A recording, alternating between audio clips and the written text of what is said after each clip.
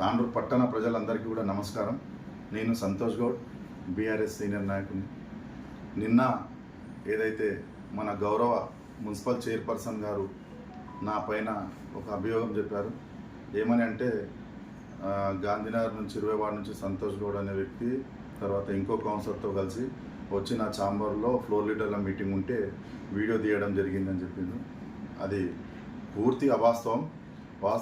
వాస్తవం జరిగింది ఏమంటే, ఆ రోజు నేను నా యొక్క వార్డ్ నంబర్ 20 గాంధీనగర్కు సంబంధించిన ఒక సమస్యపై మున్సిపల్కి వెళ్ళడం జరిగింది. అక్కడ మున్సిపల్లో ఏఈ గారిని కలవడం కొరకు నేను ప్రయత్నం చేసి ఏఈ గారు చైర్పర్సన్ ఛాంబర్లో ఉన్నారని చెప్పిన తర్వాత బయట 1 అవర్ వెయిట్ చేసిన.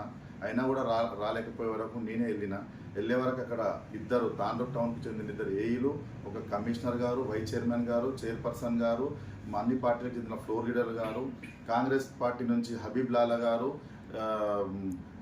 కిరణ్ గారు, బీజేపీ పార్టీ నుంచి ఇర్షాద్ గారు, అనిల్ గారు, వీళ్ళందరూ కూడా అక్కడ కూర్చొని ఉన్నారు. నేను మేడం గారికి రిక్వెస్ట్ చేసిన, మేడం ఒక్క నిమిషం మాట్లాడి వెళ్ళిపోతాం మేడం అంటే వాళ్ళందరి ముందు నన్ను ఇన్సల్టింగ్గా మాట్లాడిన తర్వాత సరేలే అన్నట్టు నేను అక్కడిని వెయిట్ చేయమంటే వెయిట్ చేసిన. మొత్తం కార్యక్రమం అయిపోయినాక నా వార్డు సమస్య గురించి నేను ఆమెను ఎటువంటి ఎలిగేషన్ చేయలేను, ఎటువంటి ఇబ్బంది పెట్టలేను.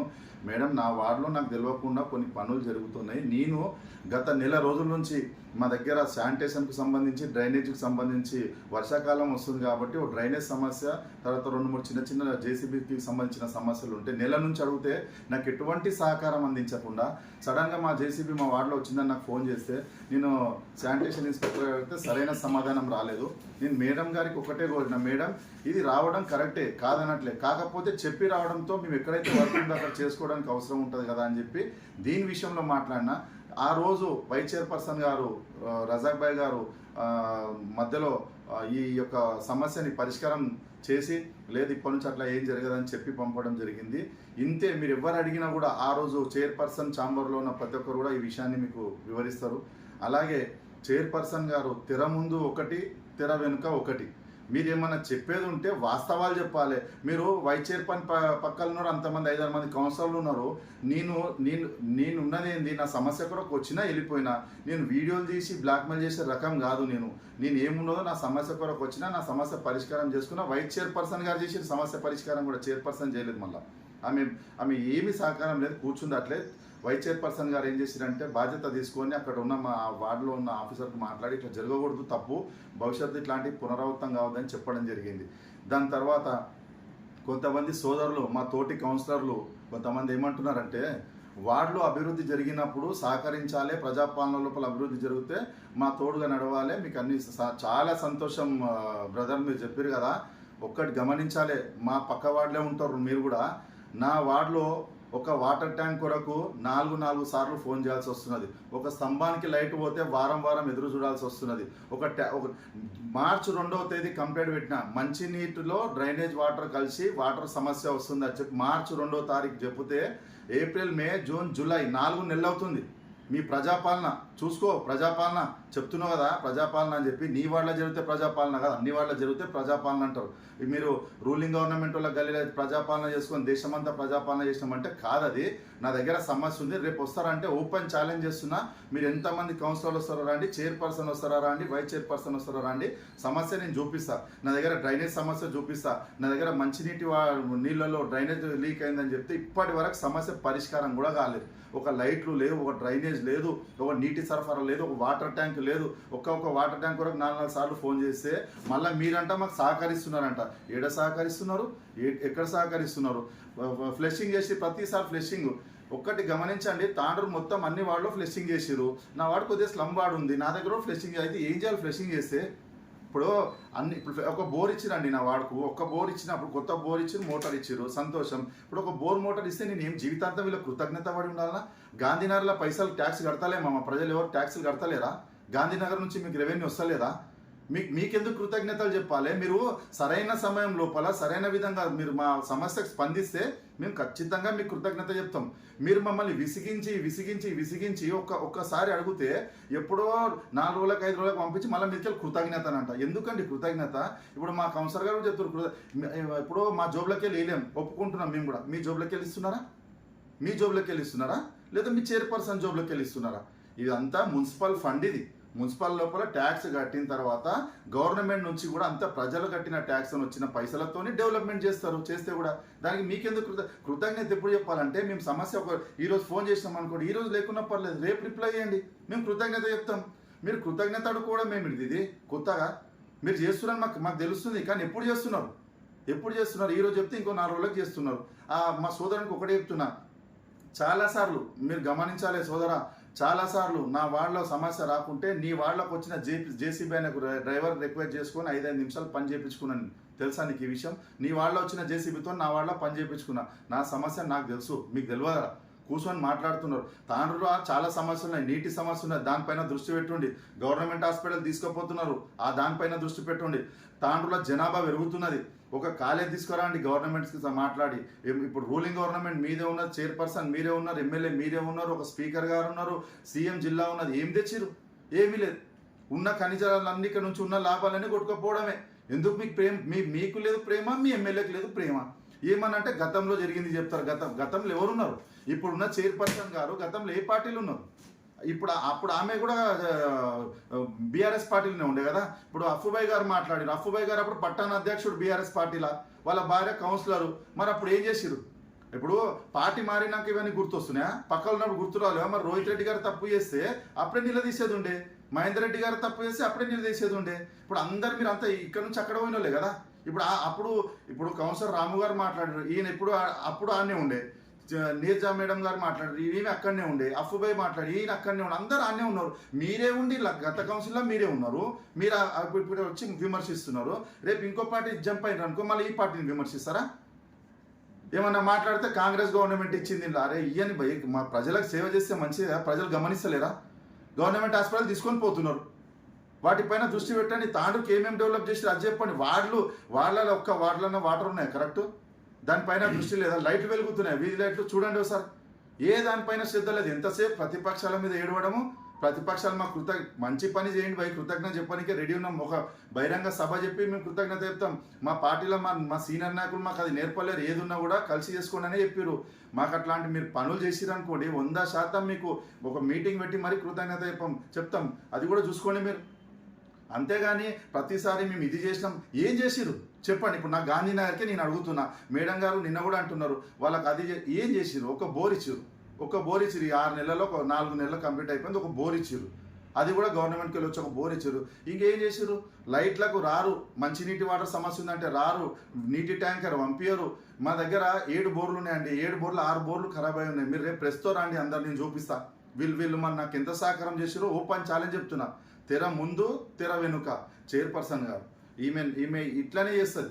ముందు ఒకటి మాట్లాడుతుంది, మీడియా ముందు ఒకటి మాట్లాడుతుంది, మీడియా తర్వాత ఒకటి మాట్లాడుతుంది. మాకు ఎందుకండి మీ పైన కోపం? మొన్న మీ ఛాంబర్లోకి వచ్చి మేము మాట్లాడింది ఏంది? మీరు మా బహిరంగ ప్రజలకు చెప్తున్నది ఏంది? మేము మీతో గొడవడానికి రాలేం. ఆ రోజు జరిగింది ఏంది? గత నెల రోజుల నుంచి కూడా రిక్వెస్ట్ చేస్తే ఏ పనులకు సహకరించారండి మీరు? ఈరోజేమో మాకు ఇలా ప్రజల్లో తప్పుదో పట్టిస్తారా? ప్రజలు అన్నీ గమనిస్తున్నారు. మీరు చేసే ప్రతి కార్యక్రమం మీకు ఎంతసేపు పట్టణాభివృద్ధి మీద లేదు, మంచినీటి సమస్య మీద లేదు, లైట్ల మీద లేదు, డెవలప్మెంట్ మీద లేదు. ఎంతసేపు ప్రతిపక్షాల మీద బట్ట కాల్చి మీదేయాలి, ఇక వాళ్ళే చూసుకుంటారన్న చందంగా మీ ప్రవర్తన ఉన్నది. దయచేసి పద్ధతి మార్చుకోండి. మేము ఎప్పుడు కానీ పట్టణ ప్రగతికి మీకు సహకారం అందించడానికే మేము సిద్ధంగా ఉన్నాం. కాకపోతే మీరు కూడా మా సహకారం తీసుకోవడానికి సిద్ధంగా ఉండండి. అంతేగాని ఏదో ఒకటి నోటుకొచ్చింది మాట్లాడి చేతులు దులుపుకుంటే ఊకునేది లేదు. ఖచ్చితంగా ఆ రోజు నేను మళ్ళీ కూడా చెప్తున్నా, ప్రెస్ ముఖంగా ఆ రోజు డేట్ లోపల ఒక 5-6 మంది కౌన్సిలర్లు, వైస్ చైర్పర్సన్ గారు ఉన్నారు. నేను వచ్చింది నా వార్డు సమస్య కొరకు అంతే మాట్లాడి వెళ్ళిపోయినా తప్ప మిగతా విషయాలతో నాకు సంబంధం లేదు. ఆ చైర్పర్సన్ గారిని కించపరచాలనే ఉద్దేశం మాకు లేదు. ఒక మహిళా చైర్పర్సన్ని ఏ విధంగా మర్యాద చేయాలని అదే విధంగా చేస్తాం.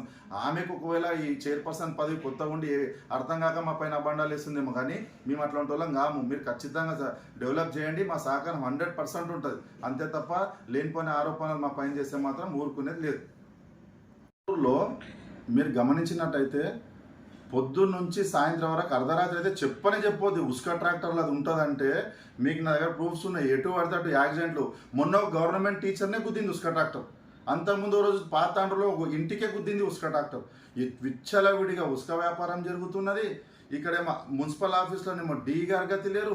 మాకు 5 లక్షల రూపాయలు పని పెడతాం, వర్షాకాలం వస్తుంది కల్వర్ట్లు కడతామని చెప్పారు, ఇప్పటిదాకా కీ లేదంటారు. డి గారు ఉన్నప్పుడు పని చేయించుకోలేరు, ఇప్పుడు డి గారు లేరని చెప్తారు. అసలు ఏం జరుగుతున్నదో సబ్ రిజిస్టార్ లేరు, రిజిస్ట్రేషన్లు అయిపోయి ఉన్నాయి.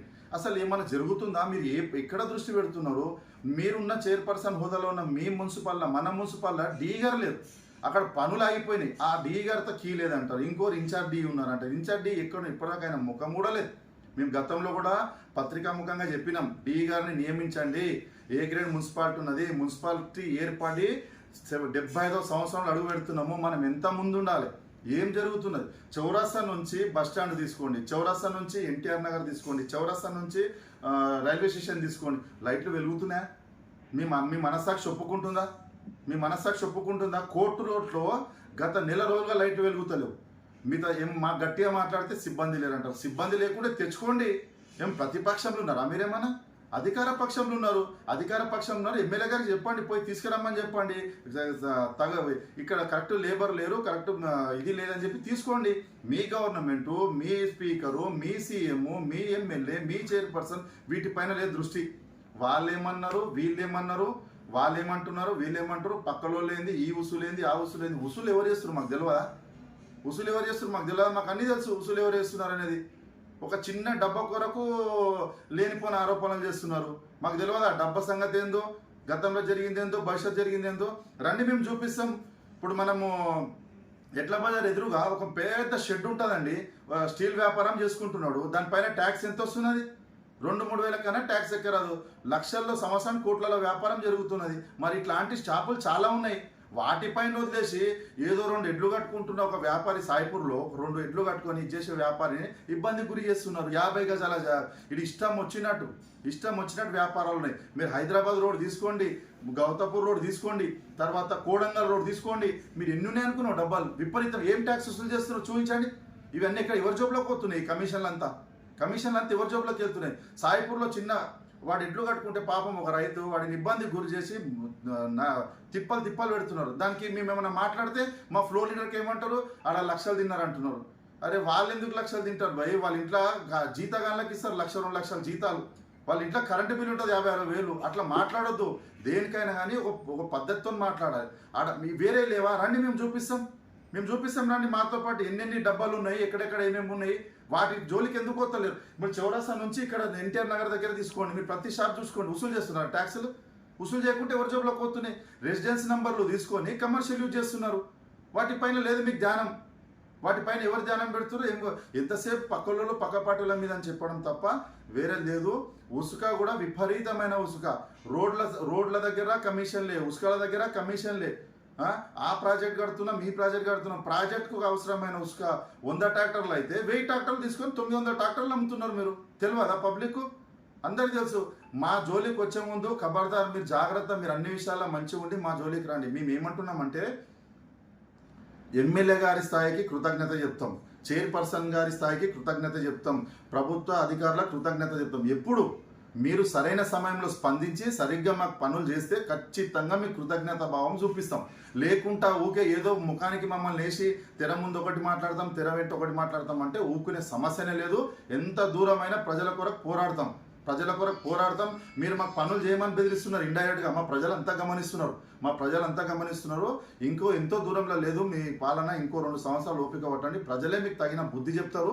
కాబట్టి మీరు ఒకవేళ చేసేది ఉంటే అందరితో కలిసి చేసేది ఇప్పటికీ మీకు అవకాశం ఉన్నది. పట్టణం డెవలప్ చేయడానికి చేస్తే సంతోషం, చేయకుండా మేము మా వార్డు ప్రజలకు మేము జవాబు చెప్పుకుంటాము.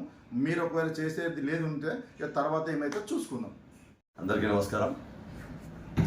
మొన్న ఎజెండా విషయంలో మున్సిపల్ చైర్పర్సన్ ఛాంబర్లో ఫ్లోర్ లీడర్స్ ఉన్నారు. తర్వాత మున్సిపల్ చైర్మన్ గారు, వైస్ చైర్మన్ గారు, మా దీపా మేడం ఫ్లోర్ లీడర్ గారు, మరియు ఎంఐఎం ఫ్లోర్ లీడర్ గారు అందరు కలిసి ఉన్నారు. దాంతోపాటు కాంగ్రెస్ కౌన్సిలర్ ఉన్నారు. మేము కూడా పోయినాం ఆ రోజు. ఆ రోజు మేము పోయిన తర్వాత కొద్దిసేపు తర్వాత సంతోష్ గౌడ్ లోపలికి వచ్చేసి మున్సిపల్ చైర్పర్సన్తో ఒక్క నిమిషం మాట్లాడేసి వెళ్ళిపోతా అని చెప్పేసి ఆ రోజు చెప్పడం జరిగింది. కానీ చైర్మన్ మేడము ఆ రోజు నేను మాట్లాడాను, మీతో ఎజెండా ఎవరికి మాట్లాడి కూర్చొని నేను మాట్లాడదని చెప్పేసి ఆయనకు ఒక కట్ చేసినట్లు ఆ విధంగా మాట్లాడారు. మాట్లాడిన తర్వాత సంతోష్ గౌడ్ మాట్లాడకుండా అక్కడనే కూర్చున్న తర్వాత కొద్దిసేపు మొత్తం అయిపోయిన తర్వాత ఆయన సమస్య ఆయన చెప్పారు. నా వార్డులో నేను 50 సార్లు మున్సిపల్ జేసీబీ కోసం నేను ప్రయత్నించినా నాకు పంపించలేదు. ఈరోజు పంపించడం జరిగింది. ఆ ఇన్ఫర్మేషన్ నాకు లేదు. దయచేసి నాకు ఏమైనా నా వార్డులో పంపిస్తే కనీసం ఒక ఆఫీసర్తో కానీ వార్డ్ ఆఫీసర్తో కానీ ఫోన్ చేపిస్తే నేను దగ్గరుండి పని చేసుకుంటా అని చెప్పేసి చైర్మన్ మేడం గారిని రిక్వెస్ట్ చేయడం జరిగింది. ఆ సమస్యను అప్పుడే మున్సిపల్ వైస్ చైర్మన్ రజా గారు తీసుకొని ఆయనకు సంతోష్ గారికి నచ్చజెప్పి నెక్స్ట్ టైం కాకుండా చేస్తానని చెప్పి చెప్పడం జరిగింది. ఇంతే విషయం ఒకటి జరిగింది.